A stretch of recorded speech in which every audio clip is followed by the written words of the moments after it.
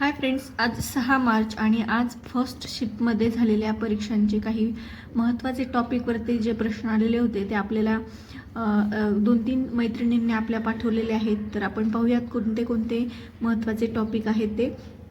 तर पहा, मराठीमध्ये समानार्थी विरुद्धार्थी ॲज युजल 2-2, 3-3 प्रश्न येत आहेत. त्याचबरोबर वाक्प्रचार 2 प्रश्न आलेले, म्हणी आलेल्या 2, उतारा आलेला, अलंकार उतार्यावरती पहा 4-5 प्रश्न विचारत आहेत. अलंकारावरती सुद्धा 2 प्रश्न, 1 ते 2 प्रश्न येत आहेत.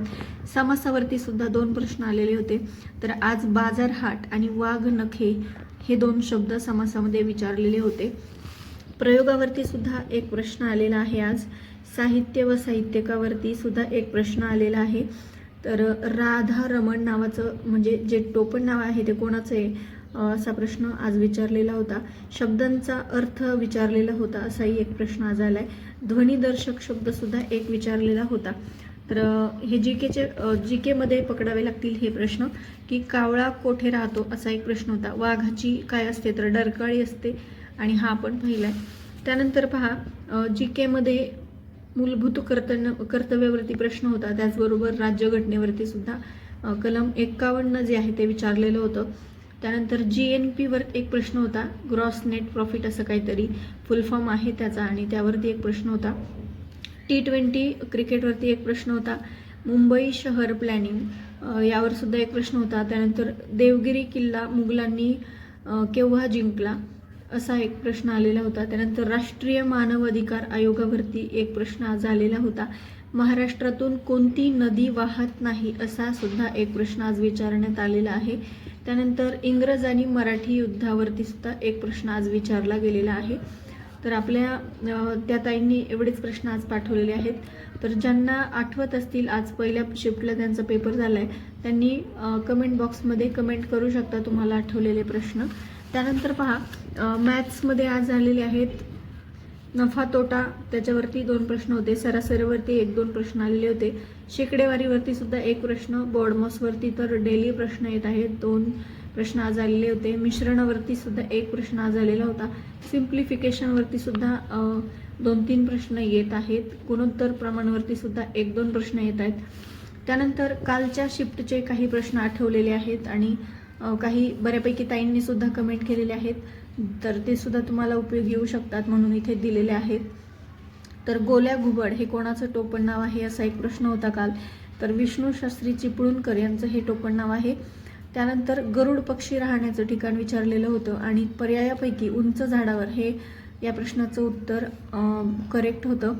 त्यानंतर बिळामध्ये कोण राहतं असा 1 प्रश्न होता तर उंदीर. त्यानंतर स्वामी विवेकानंदांचं पूर्ण नाव विचारलेलं होतं तर नरेंद्रनाथ विश्वनाथ दत्त हे त्यांचं पूर्ण नाव आहे. त्यानंतर पहा सरस्वती या नावाने कोण लेखन करतं असाही 1 प्रश्न होता. त्यानंतर डॉक्टर आंबेडकरांनी जातीयतेबाबत कोणते पाक्षिक सुरू केले होते तर पाक्षिक म्हटलेलं आहे त्यामुळे मला असं वाटतंय या प्रश्नाचं उत्तर मूकनायक हे आहे. त्यानंतर सुगरणीच्या घरट्याला काय म्हणतात हा 1 प्रश्न होता तर खोपा असं म्हणतात.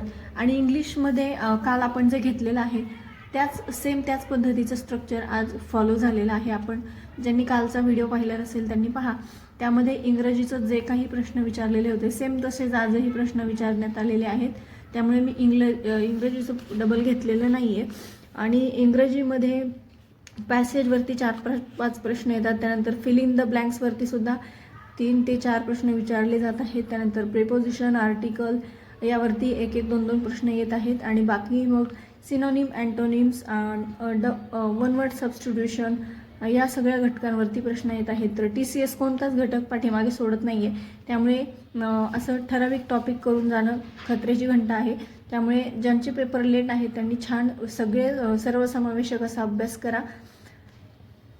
आणि बऱ्याच आपल्या मैत्रिणींनी मला ICDSचा माझा स्कोअर विचारलेला आहे तर मला 112.5 मार्क्स मिळालेले आहेत.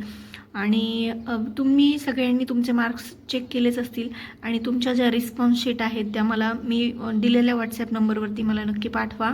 आपण त्या सोडवून घेऊयात आणि एकमेकांना आपल्या त्या सगळ्या प्रश्नपत्रिकांचा छान इथून पुढे येणाऱ्या परीक्षांसाठी आपल्याला त्याचा छान फायदा होऊ शकतो.